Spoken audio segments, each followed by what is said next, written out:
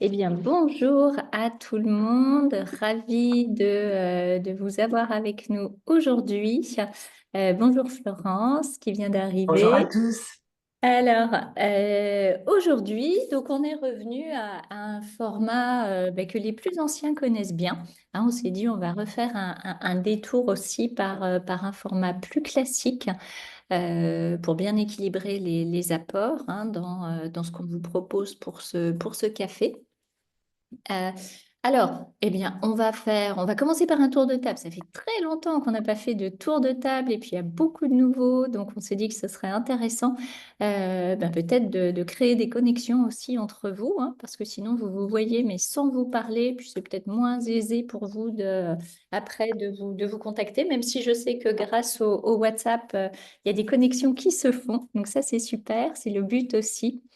Après le tour de table, eh bien, on va aller regarder un petit peu l'enjeu qu'on vous propose d'aller étudier aujourd'hui, hein. C'est la complémentarité. On a choisi pour aujourd'hui d'un duo d'associés. Et puis, tous les dangers qu'on peut nous anticiper, qu'on peut voir, et puis comment vous pouvez, en tant qu'expert Map and Match, les accompagner dans leur friction d'associés. Et puis, on va aller regarder, Aurélie va voir avec vous les questions qui lui sont posées le plus fréquemment pour essayer d'y répondre ici en direct live. Hein, elle a fait un tour de trois questions, je crois, qu'elle reçoit souvent. Et puis après, on va faire les petites nouveautés. Alors, est-ce qu'on est prêt pour le tour de table? Et si ça vous va, écoutez, moi, je vais commencer dans l'ordre de mon écran et je vais demander peut-être à Laurent de se présenter. Donc là, comme on est quand même assez nombreux, hein, l'idée, c'est pas de s'étendre, mais peut-être simplement d'indiquer ce que vous faites et puis peut-être votre région, parce que ça peut être intéressant les uns pour les autres. Et puis, depuis combien de temps vous avez rejoint l'écosystème? Hein, comme ça, on va voir si on a une belle complémentarité entre les plus anciens et les plus nouveaux. On est parti, Laurent, je te laisse la parole et Allez, après tu la passeras à la personne que tu souhaites. D'accord? ok. Bonjour à toutes et à tous. Donc Laurent Thébault. Donc moi j'ai rejoint l'écosystème Map and Match très récemment, puisque c'était au mois de mars. Donc voilà, donc j'ai beaucoup de choses à apprendre et je suis très très passionné de cette approche qui est vraiment originale. Et je suis situé dans le sud de la France, voilà, aux alentours d'Aix-en-Provence exactement. Et alors donc je passe la parole à Caroline. Bonjour à tous. Alors, comme dans Tour des manèges, Caroline, 42 ans, région parisienne, consultante RH et formatrice, certifiée Map and Match juin 2024. Voilà. Et tu passes la parole à qui, Caroline? Celle qui est à ma droite sur mon écran, Philippine d'amour. Donc, Philippine d'amour, comme je le disais tout à l'heure, je suis à La Réunion. Et donc, moi, je connais ma Match depuis 2 ans et formée certifiée depuis 1 an. Et depuis septembre l'année dernière, nous sommes représentants ma Match pour l'océan Indien, puisqu'on a tellement aimé l'outil qui n'est pas encore arrivé par chez nous, qu'on s'est dit qu'on voulait vraiment participer, contribuer à le promouvoir et à le déployer sur l'océan Indien. Je passe la parole à qui? Je vois Olivier Réau.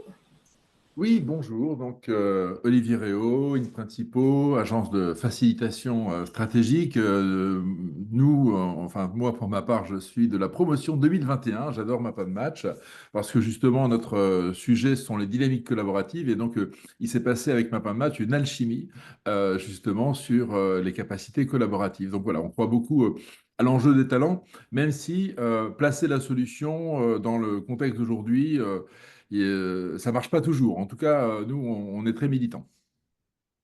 Voilà, et je passe la parole à Nicolas. Nicolas. Il y a un autre Nicolas. Ah, Il y mais a- Nicolas il y en a Delpol. deux. Pardon, il Il y y en en a a deux. deux, c'est ça, du coup. Nicolas, Allez. celui qui est juste à côté de moi sur mon écran, donc ce qui est totalement aléatoire les uns vis-à-vis des autres. Voilà. Euh, Ok, bon, je vais prendre la parole parce que je ne sais pas si c'est moi qui suis à côté de l'écran. Vas-y, Vu que je Nicolas. ne, je ne suis pas à côté toi sur mon écran. Alors, Nicolas Delebois, moi j'ai connaissance de Map and Match depuis 2021, certifié en 2022. À l'instar de Philippines, nous sommes aussi devenus distributeurs Map and Match en 2024 pour la zone Benelux. Donc, je suis en Belgique. Non pas pour des raisons fiscales, mais parce que je suis belge, donc c'est ma région d'origine. J'adorerais vous dire que c'est pour des raisons fiscales, mais bon, voilà, ça ferait un peu prétentieux. Nous sommes un cabinet qui fait du conseil et de la formation dans tout ce qui est transformation et changement pour les organisations. Et on a vu dans Map and Match une très belle chose pour nous aider dans nos projets et déployer ça sur la zone Benelux, tout simplement. Et donc, nous nous chargeons aussi de la dimension néerlandophone de l'outil. Voilà, je passe la parole à Laura. Bonjour à tous et à tous. Excusez-moi pour mon français qui n'est pas très frais, mais je vous entends et je vous comprends très bien. Je suis italienne de Milan. Je me suis certifiée l'année dernière, en mai, et je travaille souvent avec Cecilia, qui est la représentante en Italie de MapMatch et la formatrice de MapMatch. Je suis un coach. Merci Laura, c'est très international aujourd'hui, hein, Map and Match, c'est chouette. Laura, tu passes la parole à qui? Qui est-ce qui ne s'est pas présenté encore? Pardon, à Catherine. Merci. Bonjour tout le monde. Moi, je suis basée aussi à Bruxelles, comme mon collègue belge. Alors moi, je suis française, mais pas non plus pour des raisons fiscales. Je suis en Belgique voilà, j'accompagne les dirigeants d'entreprise et j'ai connu Map and Match il y a presque un an et certifié depuis presque un an. Je passe la parole à Michel. Alors, bonjour Michel. Moi, je connais Map and Match à peu près depuis 2021-2022. Je suis certifié en 2024, me semble-t-il, et j'accompagne des transformations stratégiques et culturelles pour des organisations de territoire. J'habite l'Île-de-France et je connais quelques personnes autour de la table. Et je donne la parole Florence. Merci Michel. Moi, Florence, je suis basée dans le sud comme une personne l'a dit tout à l'heure, pas au même endroit, mais dans le sud quand même. Je suis certifiée depuis 2021. Je suis coach et operating partner dans des fonds d'investissement, deux fonds d'investissement différents pour lesquels j'accompagne les entreprises du portefeuille. Merci Florence. Et je vois qu'on a encore Nadine qui nous a rejoint par téléphone et Eric. Alors, est-ce que vous êtes en mesure de vous présenter ou pas? C'est OK, hein, si c'est pas possible. Alors oui, effectivement, Nadine, bonjour à tous. J'ai pris un peu le sujet en cours. Moi, je vous appelle de Corse. Voilà, je suis physiquement corse ou à Paris. Donc là, je regarde par la fenêtre, il y a un soleil magnifique, ça fait du bien. Voilà, donc moi, ma peine match, c'est des années, je dois être dans les premières. Allez, on va dire autour de 2017, 2018, je sais plus trop. Voilà, donc moi je suis coach, équipe, dirigeant, enfin voilà. Merci Donc je Nadine. vous écoute voilà, parce que je Ouais. vais être dans la rue. D'accord. Merci beaucoup Nadine. Eric, est-ce que tu veux prendre la parole ou pas, hein? Je vois que tu es sur... Oui. Oui, donc je suis la troisième personne à Bruxelles. Je suis belge aussi, mais je suis à Bruxelles depuis pas longtemps. Je suis certifié depuis un an et j'accompagne aussi les dirigeants et les comités de direction.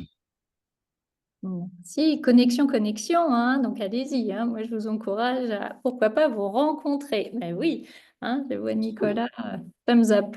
Avec plaisir. Alors, Catherine, on se connaît.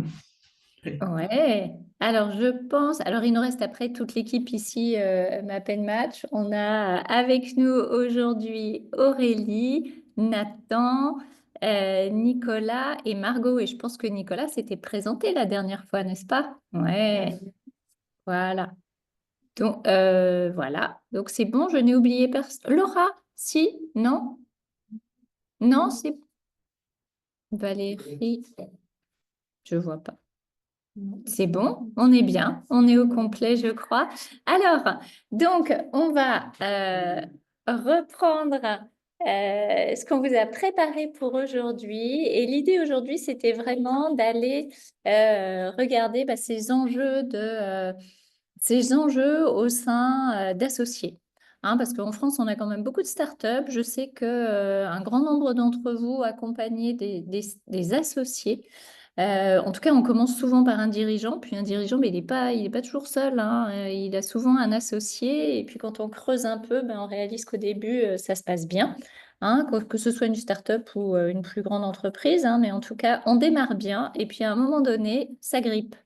Ça grippe, ça grippe. Et Aurélie a fait des recherches, hein, pour voir, et puis elle s'est rendue compte qu'il y a 65% des startups qui échouent, principalement en raison de désaccords entre les cofondateurs. Hein. Donc voilà, bien entendu, on va aller vous parler de la collaboration entre associés, hein, qui, au vu de ce chiffre, est quand même clé pour le succès de l'entreprise. On va faire ça, bien entendu, avec le prisme Map and Match.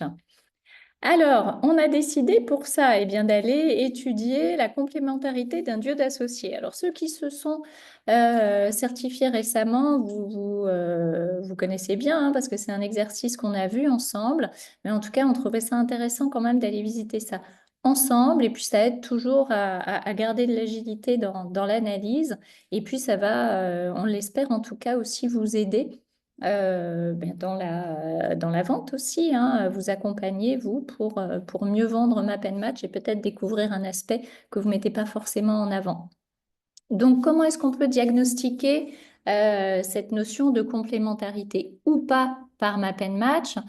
Tout commence toujours par le profil individuel, hein, ça vous le savez, pour mieux se connaître soi et pour mieux connaître l'autre. Hein. Et puis ce que je disais tout à l'heure, c'est quand Aurélie a fait ses recherches, elle a vu qu'en fait, un grand nombre d'associés, quand ils démarrent leur start-up, en fait, ils se connaissent depuis très longtemps. Hein. Ils sont allés à l'école ensemble, ils ont fait une école de commerce. Voilà, donc ils ont l'impression de bien se connaître. Sauf que on pense bien se connaître, mais on ne sait pas forcément ce qu'on aime profondément et ce qui anime soi-même ou l'autre. Donc du coup, ça, c'est un beau moyen d'aller redécouvrir un petit peu quels sont les véritables moteurs d'énergie. Hein. Et puis aussi, bien entendu, vous le savez, hein, alerter sur les zones d'inconfort. Mais quelque part, ça permet de les redécouvrir. L'aspect qui n'est pas toujours évident pour tout le monde, vous le savez, quand vous faites votre propre profil, c'est les mécanismes spontanés de réflexion. Hein, et ça peut être là que ça grippe entre deux associés, hein, parce que, il y en a on peut avoir des triangles diamétralement opposés et différents. Et c'est vrai qu'au moment de prendre des décisions, parce que c'est ça ce que font les associés, et ben ça peut au bout d'un moment, causer des enjeux. Alors pourquoi on a des enjeux au bout d'un moment alors que tout allait bien au début? Au début, en général, ça marche, hein. On démarre, on aime lancer. Si on s'est lancé dans ce projet, c'est parce qu'on avait de l'envie, on avait de l'énergie. Et puis après, soit quand on rentre dans le dur, et du coup, ces choses-là refont surface, hein, comme dans le couple, soit on change de cycle. Hein, on n'est plus dans le même cycle de la vie de la start-up. Et donc là, du coup, on doit faire appel à des moteurs d'énergie qui sont différents et qui sont peut-être plus très présents. Hein. Voilà, donc ça, c'est premier aspect, comme toujours, mieux se connaître, mieux connaître l'autre. D'accord? Deuxième aspect, donc on peut aller voir avec Map and Match, c'est bien entendu consolider les profils en une seule map. Hein, donc ça, c'est ce qu'on va aller regarder. Donc pour aller voir quoi? Ben, effectivement, la complémentarité, les alertes, comment on pondère. Et ça met en évidence, là encore, par rapport au cycle de création de valeur, hein, ça va aller appuyer là-dessus. Et bien entendu, là, vous allez me voir venir, ceux qui ont fait la formation récemment, Un troisième aspect que je n'ai pas indiqué clairement ici, qui est juste sur la dernière ligne, bien entendu, ce qui est hyper intéressant, c'est d'aller regarder les profils consolidés en regard des enjeux du moment grâce à la caractérisation. Hein, parce que ça va au-delà de voilà comment la complémentarité opère au quotidien dans l'absolu. Ce que je vous disais tout à l'heure, là où le bas parfois commence à blesser, c'est quand on change peut-être de phase. Et donc aller regarder ici et maintenant quels sont les enjeux de l'entreprise, quels sont les enjeux de la start-up, quels sont les enjeux pour ce duo d'associés. Et du coup, faire cette analyse du fameux match. D'accord? On n'est plus dans le map, on est dans le match. Ok, alors allons regarder. On vous a choisi un magnifique exemple de deux associés dans une start-up et là vous allez bosser, d'accord? Donc là, la réalité qui s'est présentée à nous, c'est qu'il commençait à y avoir des frictions entre les deux associés qui avaient le sentiment de ne pas avoir les mêmes priorités. Alors, si on fait histoire de se mettre les neurones un peu en train, là, c'est la gymnastique du mercredi midi. Est-ce que vous voulez, on n'est pas si nombreux que ça, et puis vous savez que moi j'aime bien vous faire travailler, d'accord? Donc si on ouvre les micros, qu'est-ce que vous pourriez partager sur les appétences du profil de gauche? Donc on commence le premier associé à gauche. Qu'est-ce qui vous saute aux yeux dans votre analyse là? Alors on va pas faire l'ultra détail, mais dans les grandes lignes, qu'est-ce qu'on pourrait dire là? On y va. Allez, le premier qui parle a raison. Hop, hop, hop. Bah Allez, alors, Florence, allez. Vas-y, Florence, vas-y, vas-y. Et puis Michel complétera. Vas-y, Florence. Ok, merci Michel. je t'en prie. Oui, ce qui est marrant avec ce profil, c'est qu'il est à la fois dans la créativité, il aime bien potentiellement imaginer à partir d'une page blanche, potentiellement travailler seul et en même temps, il est très connecteur. Et donc, il aime faire circuler l'info, être en connexion en tout cas avec les autres. Le fait qu'il ait une zone de plaisir aussi dans l'idéation, ça vient alimenter sa créativité et peut-être que quelque part, ça vient l'ancrer dans un réel, savoir lequel, mais un réel qui voit autour de lui. Donc ça, c'est assez fort chez lui. Voilà pour la première chose qui me vient à l'idée. Ouais, merci. Et du coup, Michel, est-ce que tu veux compléter sur la prise de décision? Oui, sur la prise de décision, c'est quelqu'un Vas-y. qui aime explorer le champ de sa créativité, donc explorer le champ des possibles et en même temps qui a une tendance à, euh, à avoir besoin de temps. Donc peut-être quelqu'un qui s'isole un peu pour explorer, pour avoir des idées, pour laisser monter, ça me parle un peu d'ailleurs, et qui en même temps se donne le temps pour le faire. Donc peut prendre plus de temps que son associé pour arriver à prendre une décision, voire peut être dans la décision. Ok, alors donc on voit un triangle vert, triangle bleu. Donc effectivement, c'est quelqu'un qui va avoir besoin d'explorer les alternatives ou le champ des possibles et qui a une prise de décision qui va être documentée. Ça ne va pas se faire comme ça, hop, au contraire des grandes lignes. D'accord. Du coup, si on va regarder pour... voilà, et merci beaucoup. Donc, effectivement, on a cette approche 360, parce que vous le voyez, on a quand même des moteurs d'énergie bien dans toutes, on en retrouve dans toutes les dimensions, sur tout le cercle, qui est inventive, comme le disait Florence, voire disruptive, même carrément, avec peu d'intérêt apparent pour la concrétisation des idées. On voit notre irritant là, réalisateur. De la spontanéité pour les liens, pour le partage de l'info, de l'appétence pour la réflexion, la prise de recul et la prise de décision qui a été notée par Michel. Super. Donc ça, associé numéro 1. Si on va voir notre numéro 2, qui est-ce qui veut nous partager son analyse de l'associé numéro 2? Allez.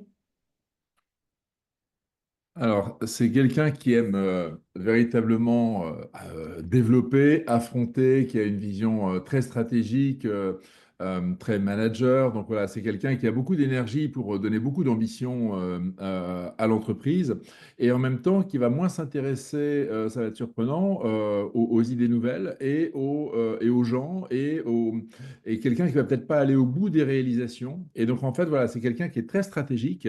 Mais finalement, quand l'entreprise va commencer à grandir, il va peut-être moins être en prise avec les enjeux du réel. Voilà, donc je pense que peut-être même avec l'associé numéro un, il peut y avoir une phase de bonne entente au tout départ parce qu'il y a une phase de créativité. Et après, quand ils vont commencer à grandir sur des vrais enjeux avec des vrais gens et des vrais sujets, c'est là qu'il risque peut-être d'y avoir des désaccords. Mhm.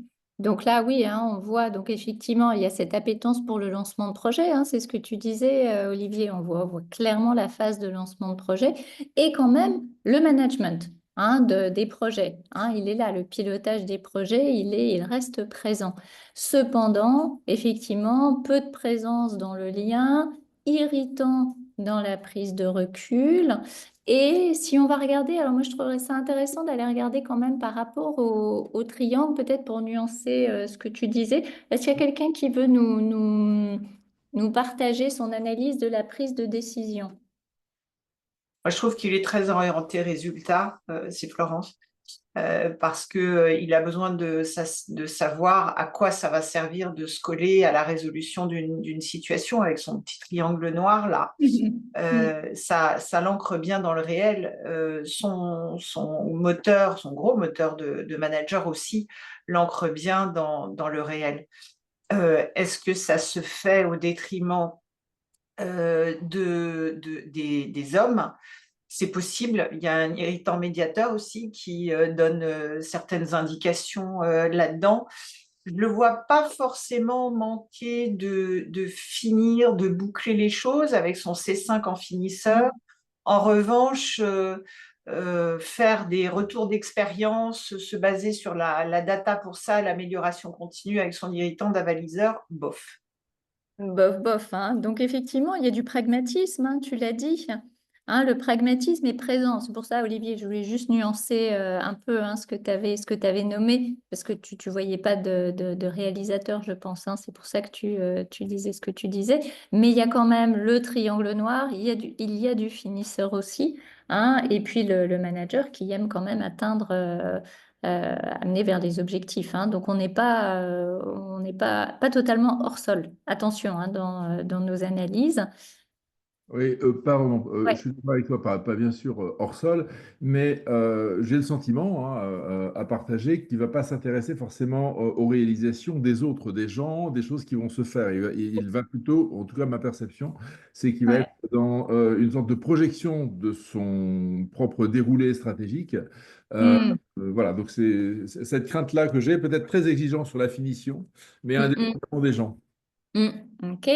Alors, merci. Si on va regarder du coup, eh bien, la map des deux ensemble, hein, d'accord? Si on va regarder la consolidation, d'accord? Donc là, et puis en fait, j'en profite hein, pour vous faire travailler vraiment sur comment on lit une map consolidée, d'accord? Comme ça fait un exercice pour les plus juniors, entre guillemets, d'entre vous.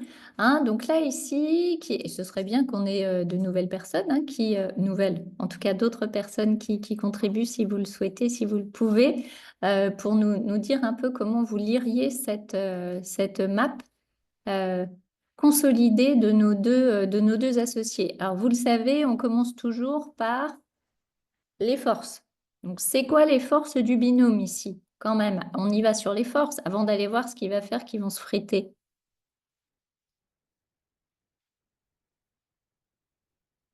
Je veux bien y aller? Allez, on est entre nous, Nicolas, vas-y. Ça va. Donc en fait, ce que l'on peut voir, c'est qu'il y a une belle complémentarité a priori. Donc de toute façon, toutes les familles sont couvertes. Ça, c'est quelque chose que j'aime bien dire dans la Ouais. complémentarité, c'est le fait que les 5 familles soient couvertes par les deux personnes. avec soit des talents, soit des zones de confort. Ça, on peut y revenir, mais a priori, ils sont présents dans toutes les dimensions lorsqu'ils collaborent bien et lorsqu'ils mettent en avant leur complémentarité. Donc, sur papier, c'est un binôme qui peut vraiment apporter beaucoup à cette start-up. Donc, moi, c'est ça que je vois d'abord quand je mets la map complète, c'est de voir effectivement si au moins déjà au niveau des familles, on est complet. Et puis après, je vais zoomer dans les familles pour voir vraiment les spécificités. Mais en fait, c'est plutôt comme ça que j'aborde déjà la chose. Parce que bon, il peut arriver qu'avec deux personnes, ben, on ait une famille qui ne soit pas couverte. Là, ce n'est pas le cas en tout cas. Tout à fait. Présence, hein, effectivement, sur toutes nos dimensions ici, hein, sur toutes les familles à deux. Donc, c'est un beau résultat. Le focus, il est où? Si on va regarder leur focus, en fait, quand même, si tu pousses un peu, Michel, Nicolas, pardon, si tu pousses un peu tu vois, là où on les retrouve Oui, vraiment. oui. Donc après, maintenant, si on commence à regarder véritablement ce qui se passe, c'est-à-dire qu'il n'y a pas de talent et on est vraiment sur les zones de confort, on est déjà sur quelque chose de mitigé. Et puis, il faut regarder aussi la présence de s'il n'y en a que un ou s'il n'y en a que deux. Donc, on voit bien que sur la famille des dynamiseurs, il y a quelque chose là qui n'est pas optimum. Et dans la famille des accomplisseurs. Donc, on est véritablement dans cette partie-là. Ouais. C'est aussi, si tu regardes le cycle de création de valeur, le niveau de maturité de la création de l'organisation. Donc, c'est un petit peu retirer les fruits des expériences passées, où là, fondamentalement, ils sont peut-être pas mal en retrait si on doit laisser exprimer. Voilà. Ouais. Donc c'est clair, on a le focus plutôt quand même sur le lancement de projet, hein, on le voit clairement. Si on l'avait vu tout à l'heure, les triangles, c'est différence, mais c'est complémentaire, c'est un enrichissement. Et ils ont quand même quelques talents en commun, hein. On voit plusieurs d'eux là, hein, qui émergent. D'accord? Donc on a aussi des talents qui sont en commun. Si on va regarder là, du coup, on va un cran encore plus loin. Si on va, ouais, on va aller. Donc ça, c'est bon sur les complémentarités, toutes les forces. Si on va regarder, euh, On peut peut-être ajouter, pardon, vas-y, sur un vas-y. élément dans leurs points forts, c'est Ouais, qu'ils cochent les trois qualités du manager d'équipe de Map and Match. Donc le manager, le transmetteur et le coach, ça leur donne des qualités, des prédispositions pour s'entourer de bonnes personnes, de ce il y a de qui la paix. est Ouais. Ouais, il y a cette appétence-là, en tout cas, hein, qui est effectivement présente. Merci de le noter. Donc, pareil, hein, c'est super important. Tout ce que j'en vois qui prennent des notes là, c'est super important pour ceux qui ont moins d'expérience, hein, dans l'analyse des profils et d'aller chercher justement, hein, vous vous rappelez, hein, c'est l'axe du manager, hein. Donc là, avec le manager, transmetteur, coach, effectivement, qui est présent. Merci Florence pour la précision. Alors, si on continue et si là, on va regarder peut-être davantage sur les zones de vigilance. Donc pour ça, on vous a mis, j'espère que vous voyez bien, hein, donc à la fois les I5 et puis à côté, les talents du coup en nombre, hein, comme ça, vous voyez vraiment ce qui va peut-être euh, s'équilibrer ou pas. Alors, si on est sur nos zones de vigilance, qu'est-ce qui ressort pour vous comme ça spontanément?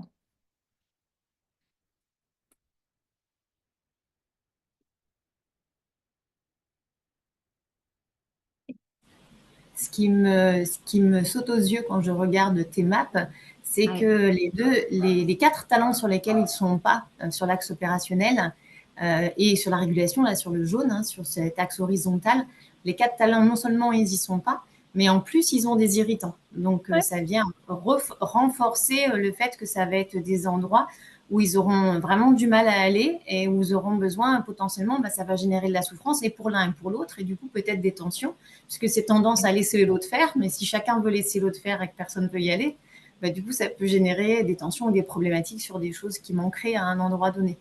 Donc, c'est les premiers points qui me sautent aux yeux sur ces deux maps. Avec, on le disait déjà tout à l'heure avec les triangles, mais voilà, des énergies en fait au niveau de la baliseur, je crois, qui s'opposent. Donc, Mm. ça vient limiter l'investissement sur ce niveau de prise de recul en lien avec toutes les données qu'on pourrait récupérer pour analyser un petit peu comment tout ça, ça se passe pour eux, sur quoi ils se basent pour améliorer, pour évoluer. Ouais, ben oui, très bien, merci, hein. Alors c'est vrai, on voit tout de suite que les freins ne sont pas compensés par des comportements spontanés, hein. Donc ça, c'est vraiment que ce soit dans la régulation, hein, cohésion, coordination, ou dans l'accomplissement, c'est-à-dire la formalisation et la réalisation. Donc là, quand même, effectivement, il va falloir porter de l'attention à ça, d'accord? Euh, Est-ce qu'il y a autre chose que vous voyez ou est-ce que là, on se lance dans, bon, du coup, ayant vu ça, qu'est-ce qu'on peut anticiper et qu'est-ce qu'on peut supposer ou imaginer qui se passe?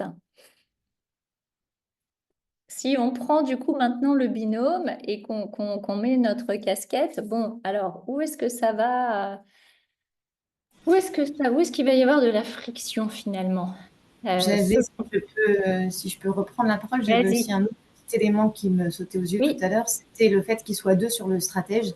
Et on sait que Hmm. quand on est deux ou en tout cas à vouloir diriger, tant qu'on partage la même vision et tout va bien, et bien souvent quand on lance une entreprise, si on la lance ensemble, c'est qu'on est d'accord sur la vision.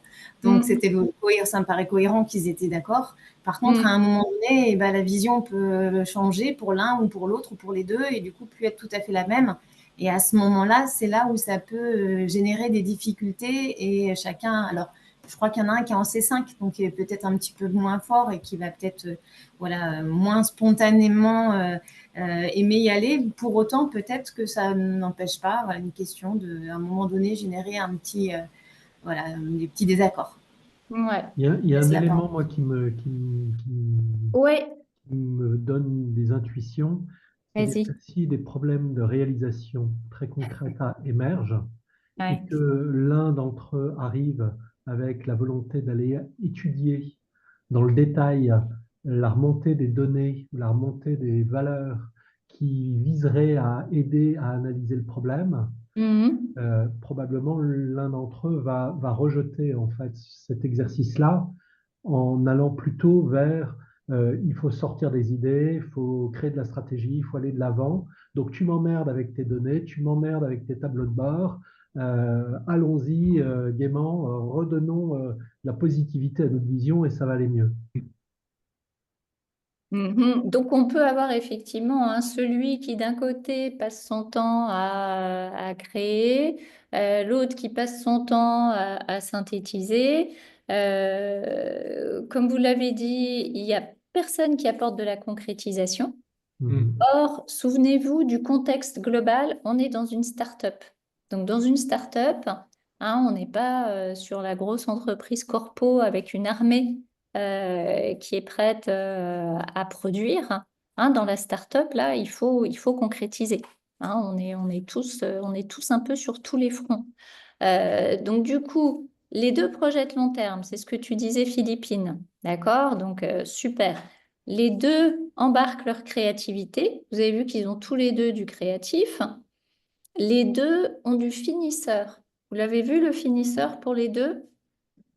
Donc, du coup, l'un peut-être des dangers qu'on peut voir pour eux dans leur contexte, au-delà de cet enjeu de complémentarité, c'est aussi de se dire, bah, il va y avoir une grosse force de créativité. Ça va toujours les amener à remettre en cause la vision. Et puis, comme le finisseur, bah, il a son niveau d'exigence qui est hyper important. Dans le contexte de start-up, ça va finir par être un gros frein pour lancer et tester, parce qu'en fait, ce sera jamais suffisamment prêt pour eux pour y aller en vrai. D'accord? Donc, du coup, ils vont sans doute tourner en boucle, nos amis. Et oui, ils ont du long terme, mais ils n'ont pas d'anticipation court terme, hein. Vous le voyez, ni l'un ni l'autre. Donc, du coup, tadadadada. Donc, au niveau de la création de valeur, à deux, là, si on est sur l'addition des deux, c'est pas gagnant-gagnant. D'accord? Donc, faut qu'on pense aussi à cet élément-là dans leur quotidien parce qu'ils vont se renforcer là-dessus, ce qui va pas les aider par rapport ben, au bon fonctionnement ou en tout cas à faire décoller la start-up, à l'ancrer. D'accord? hein. Donc, on a effectivement pas mal de choses sur papier, magnifique complémentarité, vous l'avez dit. Sauf que dans les faits au quotidien, le fait qu'ils se rejoignent sur de nombreuses appétences, bah, ça fait qu'ils vont tourner en boucle. Le fait qu'ils soient totalement à l'opposé par rapport à leur prise de décision, bah, ça veut dire qu'ils vont, là pour le coup, hein, ils vont pas se retrouver dans la prise de décision. Et puis finalement, par rapport à à la concrétisation, ouais, Nicolas, ce qu'on disait, c'est que là aussi, il y a pas on va pas y aller. Vas-y, Nicolas. Je veux pas que tu oublies ton idée. Non, ça va, merci. Tout à fait juste. Et j'ai un point supplémentaire, c'est que dans une petite structure, dans les grands aussi, mais plus encore, le fait que l'irritant médiateur soit là, pour moi, est quelque chose qui est absolument fondamental, parce que c'est sans doute là qu'on peut remettre les choses à plat. Et là, pour le coup, ben, en fait, il y a pas de talent naturel qui compense, et au contraire, on a même un irritant dans cette dimension-là. Donc, on peut même avoir des discussions qui n'aboutissent pas, ou des moments qui ne se créent pas, je pense, entre eux, pour pouvoir remettre ces choses à plat et pouvoir aborder les choses comme il le faut. Ouais, merci Nicolas. Florence, tu voulais compléter, je crois. Oui, ce que vient de dire Nicolas, c'est très juste, et je l'associerais à l'irritant coordinateur aussi. C'est-à-dire que entre eux, mais aussi vis-à-vis du reste de leur structure, potentiellement, ils peuvent être fatigants l'un pour l'autre et fatigants pour leur structure aussi. Parce que pas attentifs à l'équilibre, à l'harmonie entre des process et des gens, des objectifs et des gens, par exemple, ou des moyens qui leur sont alloués, pas attentifs à leur équilibre à l'un et à l'autre. Et en plus, dans la réticence, ou alors un véritable inconfort à dispatcher des activités. Et quand on est patron de start-up, a fortiori quand on n'est pas tourné vers l'opérationnel soi-même, au moins il faut savoir lâcher un peu et dispatcher des activités avant de pouvoir critiquer et le cas échéant dire c'est pas comme ci qu'il faut faire, ou il faut l'exigence opérationnelle est jamais suffisamment bonne, quoi. Donc, ces deux irritants-là de la régulation, je trouve, augurent pas bien non plus de la suite, et pour eux et pour les autres qui embarquent dans l'affaire. Ouais. Merci pour toutes ces analyses. Donc, si j'étais au Québec, je vous dirais, ben, ça va mal à la chope, hein. C'est-à-dire qu'avec ça, on n'est pas, voilà, ça va être chaud, ça va être chaud pour nos deux amis. Alors, ben, du coup, et c'est là que vous arrivez, bien entendu, avec ma pen match, hein. Enfin, en tout cas, c'est là que vous arrivez. Si vous arrivez avec ma pen match, effectivement, hein, c'est là, vous avez vu tout ce qu'on a pu détecter, hein, ou en tout cas anticiper, à la fois en regardant les maps individuelles, en regardant les deux maps, la consolidation, en allant regarder les triangles, regarder les irritants, hein, voir un peu où chacun a ses zones de prédilection. Hein, déjà, on peut anticiper pas mal de difficultés. Donc, bah, après, effectivement, hein, l'idée, c'est que quand vous les accompagnez, ben, chacun va prendre conscience à la fois au-delà de ses appétences, de ses zones d'inconfort, ben, d'aller voir la complémentarité, la différence de prisme, qui finalement renforce la complémentarité, mais là, je pense qu'elle est juste en train de les irriter, hein, quand on n'en est pas conscient. Et la clé, ce sera de répartir les rôles en fonction de leurs forces, et puis adresser les trous dans la raquette opérationnelle, hein, qui vont être un frein dans leur business pour éviter d'envenimer la relation. Parce que c'est ce qu'on disait, quand tout va bien, bah, ça va bien, hein, mais quand ça va mal, on va aller pointer du doigt. Hein. Donc là, ces petites choses-là vont aller potentiellement envenimer la relation. Hein, mais en mettant tout cela face à eux, bah, ça va effectivement leur permettre d'aller y travailler Et là encore, j'insiste, hein, au niveau opérationnel, on n'a pas forcément la petite armée qui est prête le doigt sur la couture du pantalon à se retrousser les manches, hein, mais donc peut-être que c'est à eux aussi de faire et d'apprendre à voir en fait quelles vont être leurs stratégies pour être davantage dans l'opérationnel si c'est un besoin pour eux aujourd'hui. Est-ce que par rapport à tout ce qu'on a vu là ensemble, je regarde l'heure, hein, est-ce que vous avez des questions sur cette analyse, sur ça nous a emmené ou ça vous a emmené sur ce cas de nos deux associés? Est-ce qu'il y a des choses qui restent encore en suspens? Oui, Florence? oui, moi Oui. j'en ai j'en ai une. Je dirais que là, j'ai tendance avec le temps à moduler un petit peu mon diagnostic euh, en fonction du niveau d'intelligence émotionnelle de mes interlocuteurs. Et dans l'intelligence émotionnelle, tu as raison de le mentionner, Delphine, il y a la connaissance de soi. Il y a aussi la maîtrise de ce qu'on est, mais il y a la connaissance de soi. Donc, on contribue à élever leur niveau d'intelligence émotionnelle là-dessus. Les tensions ou les frictions seront d'autant plus importantes que ils auront une intelligence émotionnelle dans les chaussettes, quoi.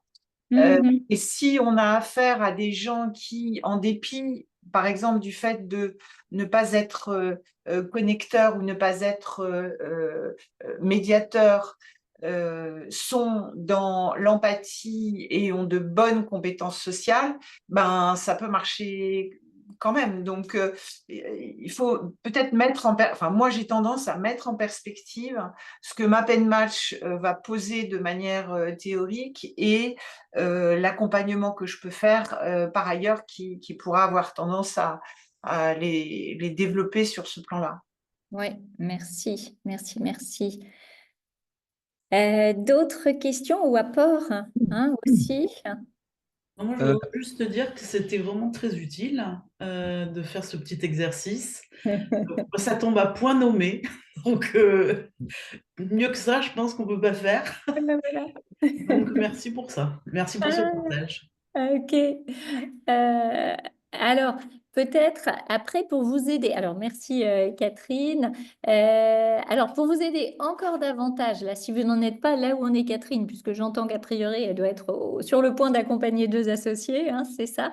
Mais si vous voulez effectivement peut-être avancer ou booster votre façon de commercialiser aussi MapNMatch, là, je vais laisser la parole à Margot. On vous a préparé un use case, hein, en support de vente et qui sera bien entendu partagé par Aurélie dans le support. Et je vais laisser Margot peut-être prendre la parole. Je coupe mon micro, Margot.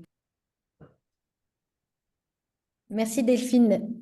Alors effectivement, on trouvait ça utile de vous présenter ce use case parce que c'est une façon qui est rapide, pas très chère et pas très invasive pour rentrer chez un client. Alors on peut parler de deux dirigeants, mais on peut aussi parler d'un manager et d'un collaborateur. On peut parler de deux managers qui sont ensemble dans une même organisation et qui ne s'entendent pas et du coup ça développe pas la transversalité. Tout dépend des contextes. Mais en tout cas, c'est vrai que cette analyse du binôme est un use case facile pour rentrer et pour justement travailler avec voilà, un dirigeant, une RH, etc. Donc nous, on l'a, je ne sais pas s'il y en a qui l'ont déjà expérimenté. Je sais qu'on a développé ce use case. Alors après, il est perfectible et vos commentaires sont toujours bienvenus, hein, mais on a développé ce use case parce que justement, il y avait une personne un de nos partenaires qui malheureusement n'est pas là aujourd'hui, sinon il parlerait pour moi, qui en fait parlait avec un dirigeant et a compris que il y avait à la fois dans les migraines exprimées, c'était ça fait longtemps qu'on travaille ensemble. Le début, c'était tout feu, tout flamme. Là, maintenant, on est un peu en train de s'étouffer. Et effectivement, on passait d'une phase de projet de Q1 à une phase Q2. Donc, ça a été un des cas où ça avait été traité. Le deuxième cas où il y avait eu ce sujet, c'était aussi un fonds d'investissement qui nous a appelés en nous disant, écoutez, voilà, j'ai un sujet avec ces deux dirigeants et pour ne pas faire passer une approche qui mette trop le doigt sur leur personnalité, ils s'étaient tournés vers MapNmatch pour rester sur une approche opérationnelle des deux dirigeants. Pourquoi? Parce qu'on ne va pas juger l'un ou l'autre, on va tout de suite travailler sur la complémentarité et sur le binôme. On ne va pas dire toi, tu es ceci, toi, tu es cela. Donc ça, c'est aussi dans un contexte de vente, un point que l'on peut faire émerger. Et enfin, ça avait été également traité dans un contexte de recrutement auprès d'un dirigeant. C'est-à-dire que voilà, il se retrouvait à devoir recruter et le partenaire avait sorti ce use case qui était celui de la complémentarité de deux dirigeants, mais juste pour montrer que dans un contexte de recrutement, on n'est pas simplement en train de regarder le candidat, mais aussi de regarder la collaboration entre les deux. Mais donc ça, c'est trois cas qui s'appliquent, que vous pouvez illustrer par ce use case-là, mais qui vous permettent de répondre à trois migraines différentes qu'on peut vous proposer. Est-ce qu'il y a des questions et est-ce qu'il y en a d'autres personnes qui auraient traité ce sujet, l'auraient présenté différemment ou de façon complémentaire?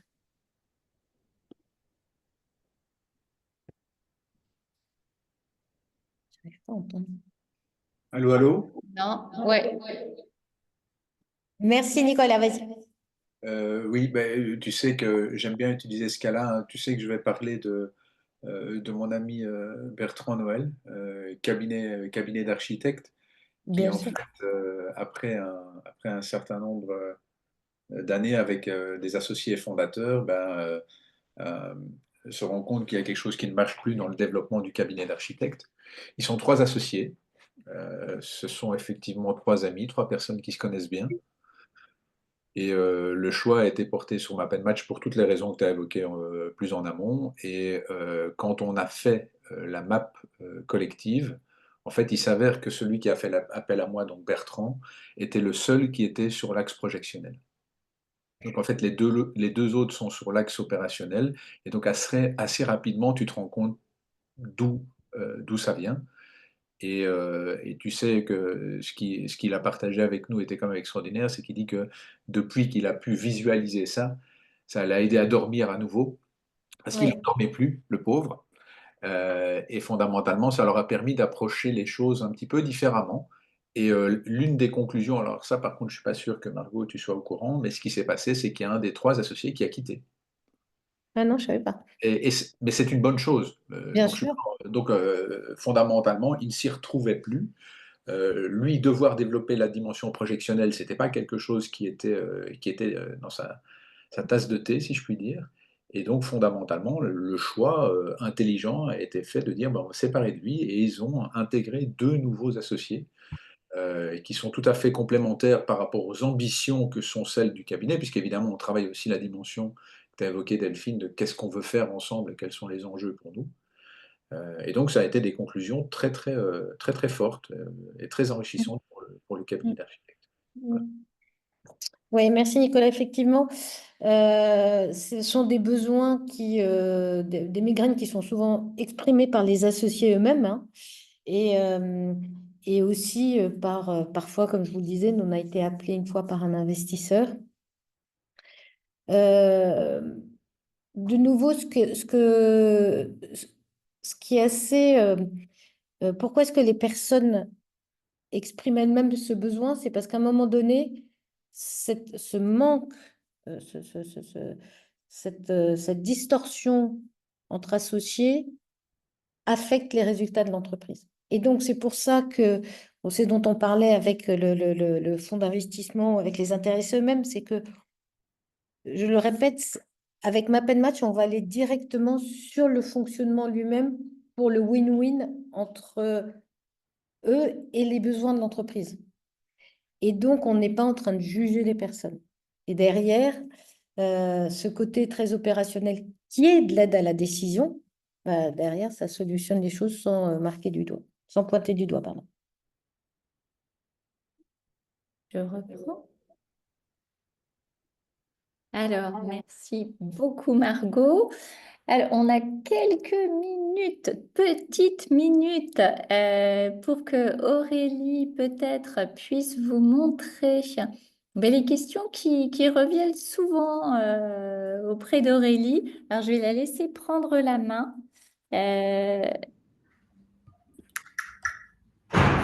Donc, bonjour à tous. Alors, c'est vrai qu'initialement, j'avais prévu de vous présenter ces 3 questions. Mais là, compte tenu du temps qui nous reste, je pense que ça serait pas mal d'en présenter déjà une. Donc, je ne sais pas si vous avez une envie particulière, donc, une préférence parmi ces 3 questions à traiter.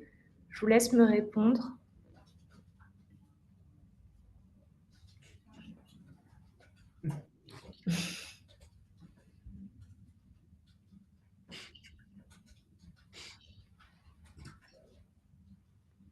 Allez, la 2, il y a eu une demande pour la 2. Alors, pour la 2, donc comment créer un MapScan? Je vais passer sur l'espace de démonstration. Là, vous voyez bien mon écran. Alors, donc, comment créer un MapScan? Donc, il y a... pardon. Je vais juste... J'ai plus mes notes. Bon, comment créer un MapScan? Il y a 2 possibilités. Alors, soit vous passez par MapDrive, qui est donc notre bibliothèque de stockage de support d'analyse. Donc, vous avez votre MapDrive. Ah, pardon. Pardon. Ouais, c'est bon. C'est bon. Donc, MapDrive, vous avez 3 onglets. 3 onglets, vous avez plusieurs onglets. Donc, MapDrive qui est votre espace personnel. Et ensuite, vous avez un onglet par entreprise cliente créée. Vous pouvez donc sélectionner l'onglet dans lequel vous voulez créer votre MapScan. Et une fois dans l'onglet sélectionné, vous cliquez sur Ajouter. Donc, soit un dossier, soit un MapScan. On vous conseille le dossier quand vous travaillez en équipe pour éviter de se perdre parmi toutes les créations des collaborateurs. Mais sinon, vous pouvez directement créer un nouveau MapScan, le nommer, par exemple, analyse de recrutement. Et voilà, et donc là, vous avez créé votre MapScan et vous arrivez sur l'interface avec les différents... Ah, vous ne voyez pas. Vous arrivez sur l'interface avec les différents éléments à ajouter dans votre support. Donc voilà, là, si vous décidez d'ajouter une map de profil, vous pouvez cliquer dessus, rechercher la map de profil que vous souhaitez ajouter. Donc moi, dans mon entreprise base anonyme, je vais sélectionner la map d'Océane. Et voilà. Donc ça, c'est la première façon de créer un MapScan. C'est vraiment pour pouvoir le créer manuellement et ajouter tous les éléments que vous souhaitez. Et on voulait aussi vous montrer une deuxième façon de créer un MapScan, mais cette fois-ci, de manière automatique. Donc, ouais, là, vous êtes où? Ouais. OK. Donc là, on va créer un MapScan d'analyse d'équipe, donc une People Review avec la map des profils consolidés. Donc pour ça, vous allez sur la fiche de l'entreprise que vous souhaitez analyser. Donc moi là, vu que je suis dans l'espace de démo, je vais aller rechercher mon entreprise base anonyme.